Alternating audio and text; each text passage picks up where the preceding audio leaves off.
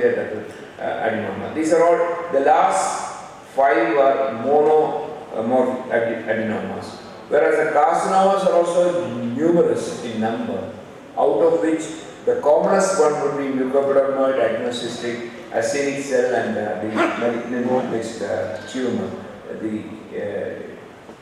Now, why does parotid gland has this numerous number of types of tumors?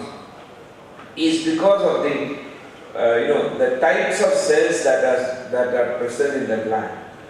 It's mainly the theory. There are 2 theories behind the pathogenesis of the tumors, that it is from the 2 types of cells, that is the intercalated ducts and the excretory ducts. You can see the list of the tumors that come out of that, and this is that duct structure and the cellular structure that determines the type of tumors that arise out of that. But there is another theory which is of more acceptance, that is not 2 cells alone, a multi-cellular theory. Any cell in the parotid can throw up a tumor. That is why these new nomenclatures and new types of tumors are being described in parotid based on their cell of origin. So these are all the cells of origin. This is not a full list, there is much more there. Pleomorphic adenoma is the commonest in our practice, and it has epithelial and connective tissue elements in the tumor, and then it is usually in the tail of the parotid. 90% is in the superficial lobe. Minor salivary gland tumors can occur. It can arise primarily in the deep lobe also, and then definitely the surgical management is complete excision, and generally you should avoid spillage that is being told in any basic surgical sort of teaching, which is true also, because the moment it spills, there can be small things of nests of tumor remaining, and it can lead to recurrences. And it is radio resistant, which comes into importance when there is a recurrent pleomorphic. You might give radiation. Usually it is radio resistant. Warthin's is 6 to 10%. 10%, see, important thing about Warthin's, 2 things can be, if you have tumors of the salivary gland, bilateral parotid, 2 things immediately come into your mind. One is Warthin's, the other one is an acinic cell tumor. These are the 2 things which can be bilateral. And Warthin's, the importance is that it's got lymphoid and epithelial element, and then again, treatment is surgical excision. Now, question of Warthin's is usually in the later age group. There are certain situations when you might observe it also, because it's a very elderly person, and then you know that it is Warthin's, because the percentage of malignancy is very less, even though it has been just told that it is high, so you should operate. It's not much. And usually what happens is that the lymphoid component can turn into a lymphoma, whereas the epithelial component doesn't turn into a carcinoma usually. So ultimately, if you leave Warthin's, it can turn out to be a lymphoma in a very later stage, and then in a very small percentage of patients. So still, Warthin's is being operated mainly because it becomes bigger and bigger eventually. So it might be unsightly also. Monomorphic adenomas, basal cell, canalicular, sebaceous, they are benign, purely benign, and then in the lip, if you look at it, it is one of the commonest ones which can occur. Coming to carcinomas, mucoepiderma is the commonest, and then it is usually in the parotid. Minor salivary gland is possible, palate is possible. Palatal mucoepidermoids are very, whatever comes in the palate, if you look at it, most of them are mucoepidermoid. And it can be of 2 varieties of tumors clinically. If it is a low grade, it can be very slow in presentation and coming up. Whereas if it is a high grade, clinically itself you can say that it increases in size. Irrespective of the pathology, before waiting for pathology itself, you can group them into a higher grade of growth. And again, it can be mucopurulent carcinoma is one thing which is missed clinically, and when you have a palatal lesion or small lesions, you excise, then you realize it is a mucopurulent carcinoma. So it can be mistaken for other things. That we have to be careful. Histologically, there are three varieties: high grade, intermediate grade, and low grade. It's based on the epithelial and mucous element in the pathology. But if it is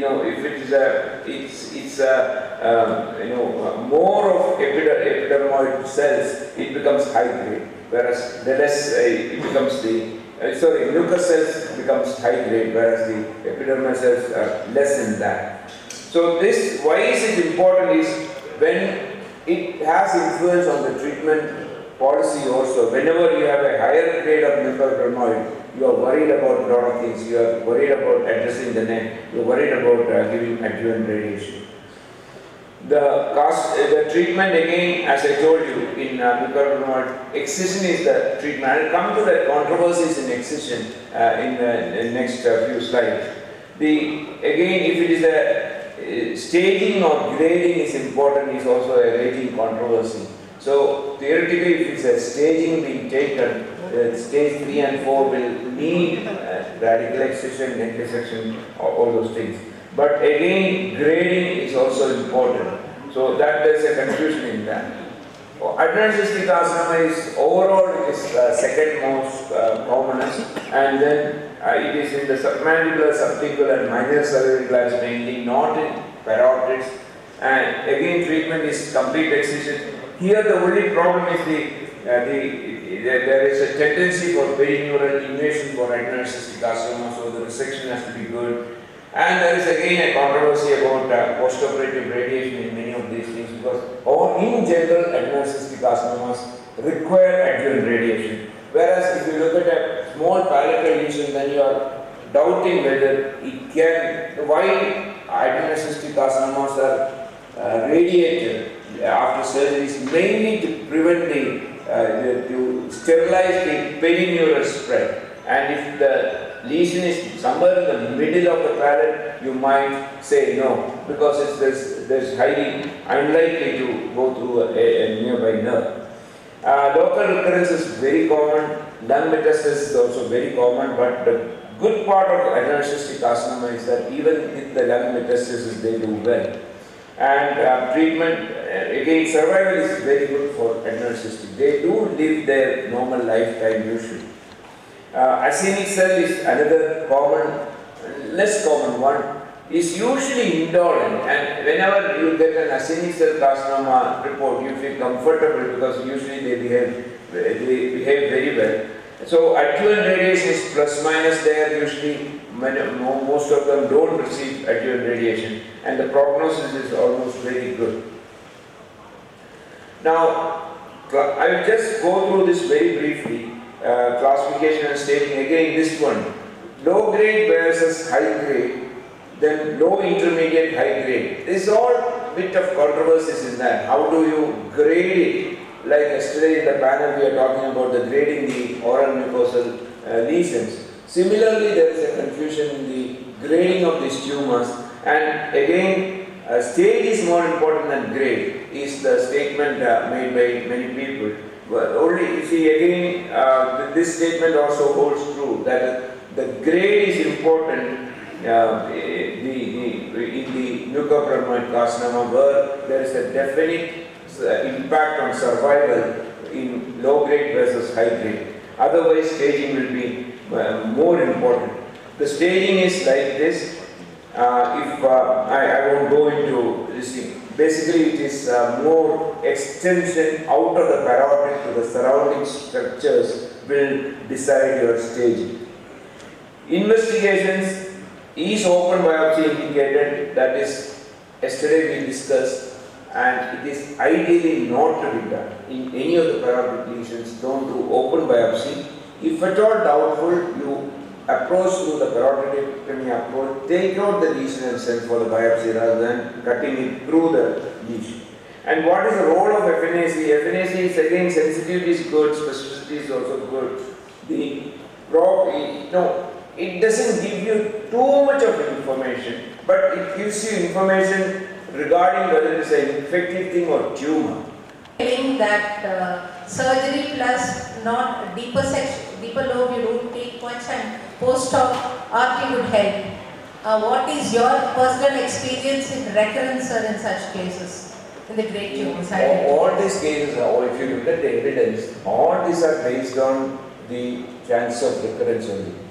Now, the papers which have come out today, is that I didn't describe everything in detail, says that if in any case of adjuvant, patient has an adjuvant radiation, the rate of recurrence, if you have not done the deep lobe and if you have done the deep lobe, is same.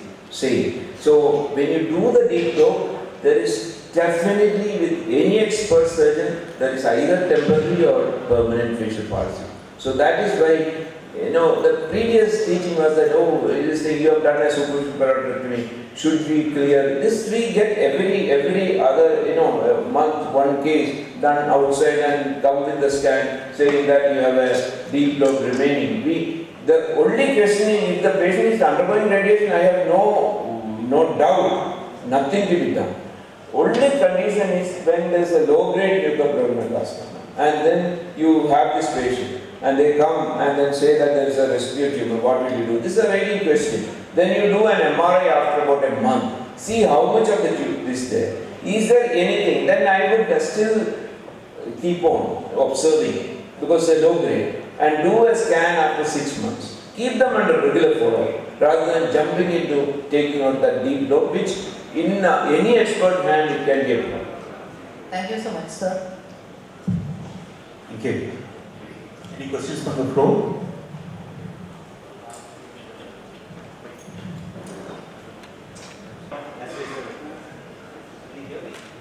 Yeah. Now I want to ask, I know that you not cover everything, it's a big topic, but in the mucopurulent carcinoma or the minor salivary gland, how important is it to take out bones? Do you actually take Yeah, this is also a big confusing sort of picture because you get patients who, I told you, mucopurulent carcinoma, the variety is something which is less diagnosed and then everybody takes it out and then takes it out from the periosteum and then send. And then you have a thing. There also it's a problem, dilemma, whether you should go ahead and do it. I will, we can remove the bone and put a flap. That is not a big problem at all. Still, based on the grade of the tumor, I think if we can avoid radiation by removing that margin and taking it, I will take it.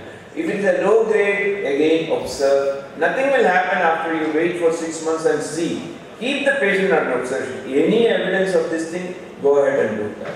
So second, probably because you will go. Definitely, then it will be much more radical. Then you exercise, but primarily if I get the patient, I know that it's a mucopurulent, or there's a question of frozen section is again controversial. They will tell me whether it's a tumor or not. I might send it for frozen. In that case, I will take the bone also. I will take the bone, put a palatal flap or whatever is that. It's very easy to do. Thank you.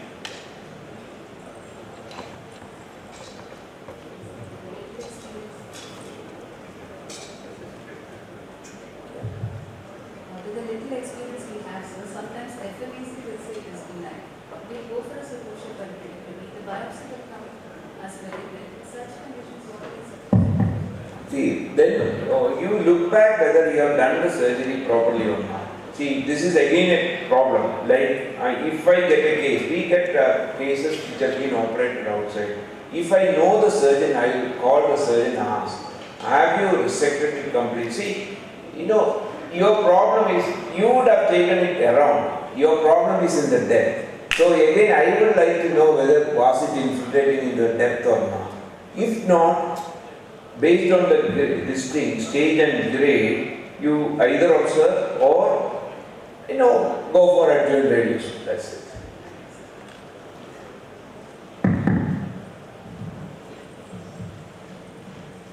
Thank you, sir. Thank you, sir, for your wonderful